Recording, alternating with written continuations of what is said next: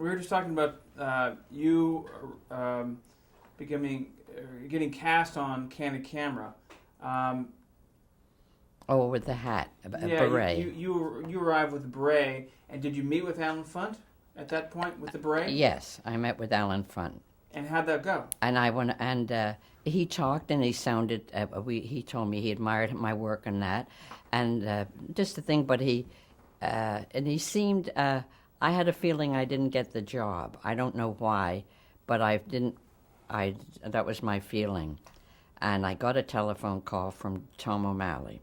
He said, "Marge, what the hell were you wearing on your head?" And I said, "What did I have? What?" He said, "Alan said you looked like some kind of monkey or something. It was awful. What was it? What?" And I said, "That's my hat I always wear, and nobody ever told me." He said, "Well, it certain hell irritated Mr. Funt." And he said, "I don't think you're going to get the job." And I said, "Oh, my God." And I went home, and he called me at home, and he said, "Why did you wear a hat anyway? Nobody was hot." And I said, "I don't know what did I, you don't think I have a chance at all?" He said, "We can see." So 3 days, nobody called me, nobody. 2 or 3 days later? Later, I was waiting, nobody called me about the hat. And he said, "What should I do with the hat?" I took it off. I said, "What'll I do with the hat?" He said, "God, well, don't go near Alan with it." And then out of the blue, he said, "I'll take Marge. Call up and tell her she's got the job. But I still don't know that goddamn black hat." Now that's a man, that was a whole thing. He broke my heart to do it. And then he didn't, but no, and here's what he did. Before first the hat, and then Alan's very hard to work for, very hard. And you really have to keep going on your toes. And so, oh God, I had this one, what's this thing? Alan Fun. Let me take this. Let's see, Alan. So you Tom O'Malley said, "Marge," he said, "Alan will rob you or to take 5 cents, or he'll get rid of." What I'm trying to say is he'll pay you the least money he can get for you. Right. And if you don't, he'll only keep you for 3 weeks if he doesn't. He's a problem to work for, and he said, "Stand up to what you want if he's going to give you the job. Otherwise you'll never make any money, and he'll be another person." So I went up to Alan, and I just said, "No, I don't want to not enough for what you want me to do," and I told him outright, and he said, "And give the amount of time, however it is." I got brave, and I said, "So I guess I don't want to work part-time." Whatever it was, I did it, and I didn't get the job. So then a week later, his secretary calls me, says, "This Marge Greene?" "Yes." "Marge, are you available tonight?" And I said, "Yes." She said, "We want you to do a Candid Camera. And what we want you to do is there's a big show in Broadway, and the people are all there going in Broadway. I want you to dress like you're going out and bring what ladies bring with their hair, comb it and do hair and do these things. You bring that, all that stuff, and bobby pins. And I will have an usher at this place that was watch for you. And he'll take you and bring you down the aisle, and he has a seat where I want you to sit.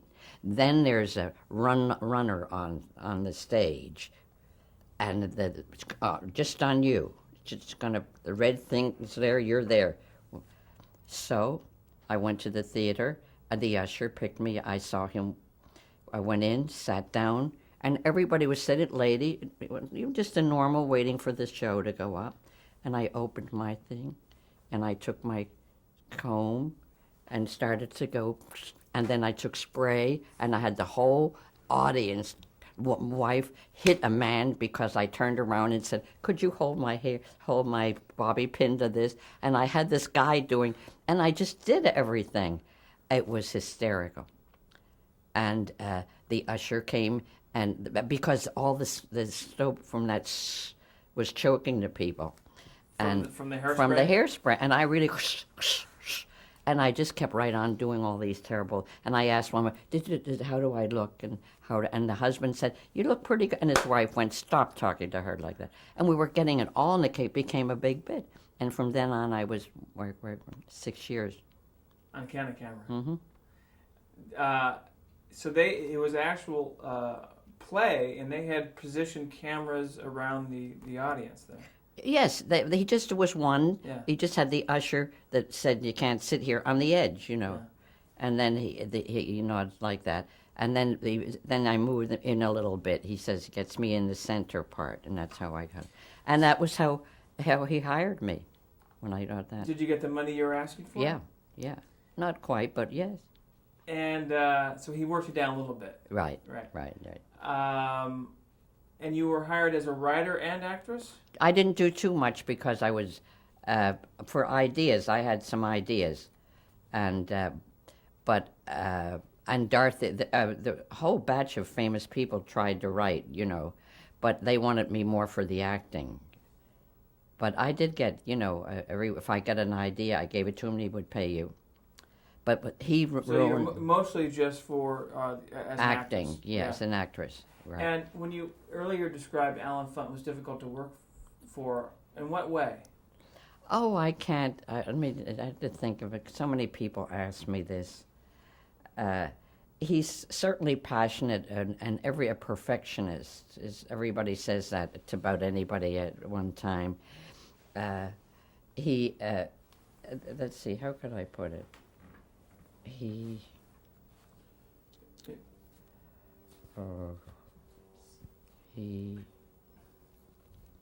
I always tell.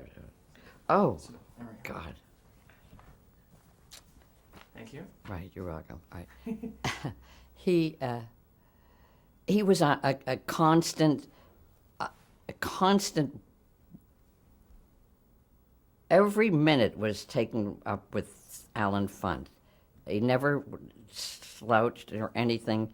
He wanted everything when he wanted it, and he just was kind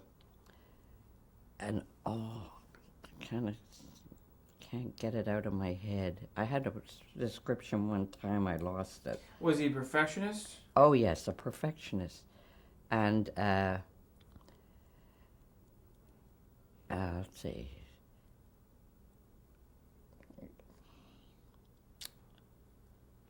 He's tough. Well, let me get some specifics. If you're preparing for a week's show, Right. How would you prepare? What kind of meetings? What kind of conversations would you have? Well, you had them on Fridays. That's the one that mentioned a couple of times with the hat, and he was looking for Marge when he died. No, but the normal run of the show. What kind of meetings would you have before a show? No, we didn't do that. We never do that. You never had meetings? On Fridays. Our Fridays were always meeting days. Oh, I see. You see. Uh-huh. That's when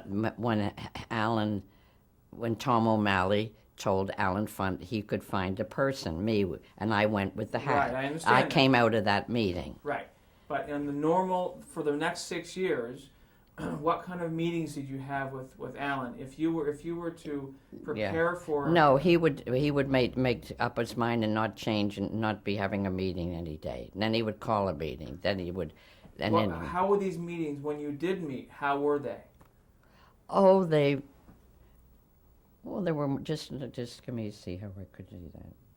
How would Was he? Well, he would have something to say that somebody did wrong.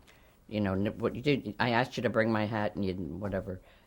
I can't put him in word. I never. Well, let me ask you this: if you're working on an upcoming episode of Candid Camera, right.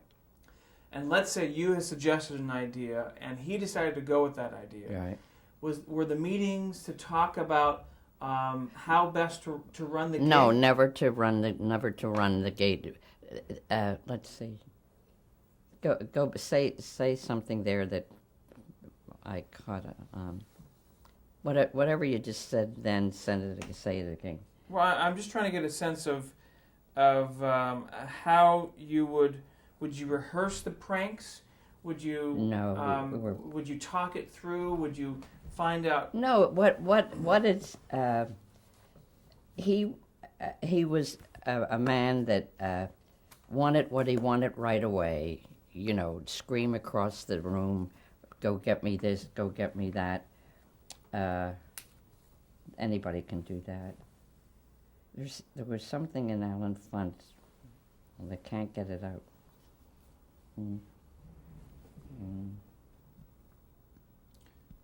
What was his... He was arrogant. I mean, he was.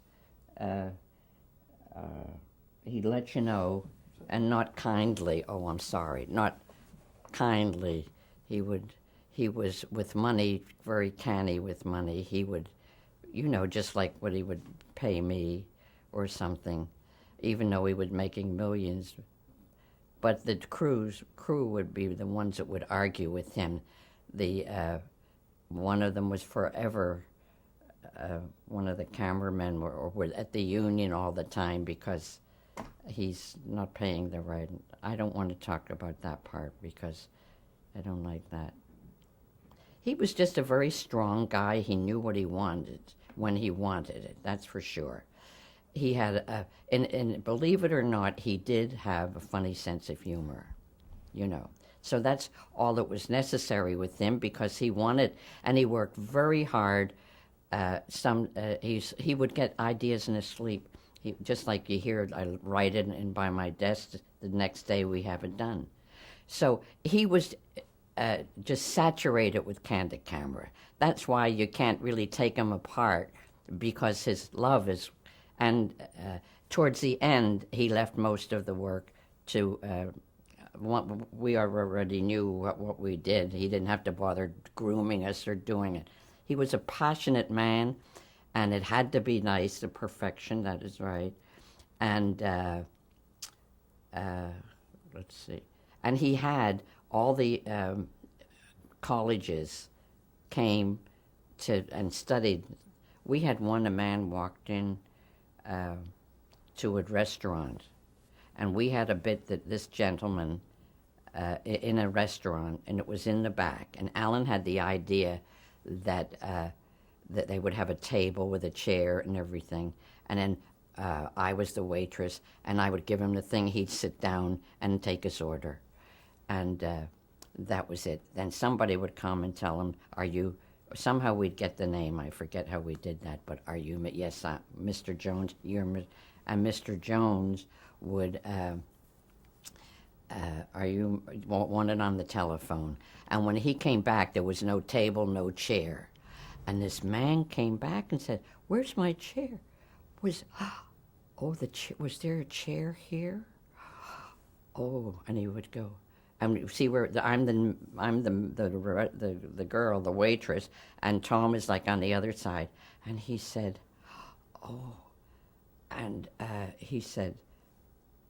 And he would go, he said, "No, I didn't come down that way, that aisle." "I know," he said to me, like, "Miss, didn't you see, you gave me the menu? You did give me the menu? I gave him the menu." Well, he'd just come out of the insane asylum. They were looking for him. And he had come in to eat, so he didn't think he'd be caught. But it was so out at the table, the thing, that he said, "I think I'm going insane," he said to the waiter. And then he began to cry. Now that, you could say that carried it too far once in a while. But we did feel sorry for that old boy. Wow. And see, they analyze them at the colleges and so forth. What are a couple of your favorite? I can tell you those. My fun three. We were in Florida, and the idea was I'm holding on to Tom's arm. He was always my husband. To Tom's arm in front of we had to find a fruit stand outside that day. So we found the fruit stand, And then he broke to go over there and get some oranges. And then he said, "You need any bananas?" And the little Italian man, 90 years old, waiting like to put it on the scale. And we would just say, "We'll take it, then we'll change it." And he was getting madder and madder. And all of a sudden, you could see he's trying to get rid of it. We're taking too long, no money. And so I just want to make sure the two of you walked up to a fruit stand and you kept changing your mind on what fruit you wanted. Right. And it was aggravating this little Italian guy. So he said, "I got the bananas. Got the bananas, hon? All right, we'll take the bananas." And he went like that, and Tom took them away. And the little Italian said, "What?" And he took the skin off. And the little Italian said, "What?" And Tom says, I don't eat the skin. But I don't pay for what I don't eat, and I don't eat the skin." The little Italian, blew, and reached over and tried to hit him with a watermelon, and our crew had to jump out and contain him. Oh my God! and we wouldn't. That would have been one of the funniest world that we ever got. But he wouldn't sign. And we got the man next door, we tried his relatives, and all you had to say, candid camera, to go, ready to show the banana. So that never aired? Never aired. Then there was a weird one. I dressed in a beautiful coat. They called to get a what do you call it, that goes out Reservation? with you? No. You want a chap that goes dressed up beautifully as you. You go out with them. You know what I'm talking about. Escort. Thank you. The escort. And they send over, and I sit. We did it at one of the big hotels, and then the rings, and I look them over, and no problem. Just talk to my thing, and we're ready. I'm sorry. I just want to set this up again. The gag was at a hotel, and you were all dressed up, and so the gag was that you would call an escort service, right? And a gentleman would arrive at your door, right? And so there would be cameras capturing this whole thing. Right? Okay.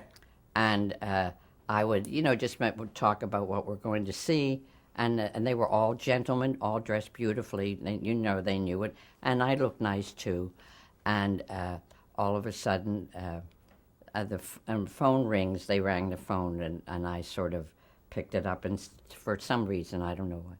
But anyway, I turned around, and in came this straggly guy. Not opera, for God's sake. And he just came in. He was not dressed as he should, but he had the agent's name, that sent him over. And I thought, my God, and I really didn't. I blurred out that I said, "I see, but what about your dress, sir?" I mean, I sort of, but I like that. And I went in the next room to Alan. He was in there, and I said, "What am I going to do with him?" And he said, "Well, just figure a way out, wind him, and get rid of him." So I went back, and I picked up my thing, and I noticed him. What did he do? Remember? He put his hand in his pocket, and he pulled out a rhinestone jockstrap, and he tied it over and over and over, coming right at me. Like that. That was what he did. And Alan and them couldn't get enough of the things. And I'm sorry, what? Alan see, they're watching it, the thing, and Alan realized that he was what do you call it? He's a pervert. But I'm doing this because I was so shocked. But you study it for the minute. You don't go jump out. I thought, what is this? I thought he'd stop, and I took my hand and hit it right down and threw it right in his face. And as he wept away, he laughed goodbye, and Alan was ready to get him. Oh, that was really. But they didn't jump out and get him? No, he just, Alan didn't want to. Alan, first of all, was in the bedroom part of the thing, and he had to come over. And we always want less problems with the public. But this guy was really skinny. But what was the gag supposed to be? Huh? What was that gag supposed to be? Well, no, he was sent by the. I understand, but what was the gag supposed to be? From him, what he was doing. No, not the weirdo, but what was the gag was you were gonna go to the opera. opera. Go to dinner and go to the opera, right, and he the comes. escorts arrived. You dress suitably, and this one had on old shirt and a thing. I understand. And he just walked right in, and we couldn't believe. And that was the telephone. They were calling the thingamabud. But what was it supposed to be? It was just supposed to be what it was. It wasn't anything you can pin it. What was the gag that aired on the show? No, nobody. There was something about that when I tell it. Wait a minute. When I air it on. No, what was what was the joke? What was the joke? Oh, the joke without the weirdo. The weirdo. Yeah. Well, no, that would be. Don't forget, that's not Alan doing that weirdo thing. I understand. That's him doing the weirdo I understand. thing. So let's see. Okay, we actually just off camera just established that you didn't remember the gag. You didn't remember the joke part because you were so stunned at this. Oh. I didn't do anything right away. I could, and you know what I did? I would stare at this dumb thing until I realized what I was staring at. I didn't know what a jockstrap even looked like, and it's in rhinestones, for God's sake. And it was like, gee, what is this? And then it kind of said, do your job, get with it, back. So that was that. And then you had mentioned 3. So what was your third? This is the quick one. Marie Sullivan, what's her name? Mia Farrow's mother, right? She one time met Alan at a cocktail party, and she came up to him like they all do, and she said, "Alan, I'd like to be on your show sometime." And he said, "Well, when I need an English accent, leave your number. I'd love to have you."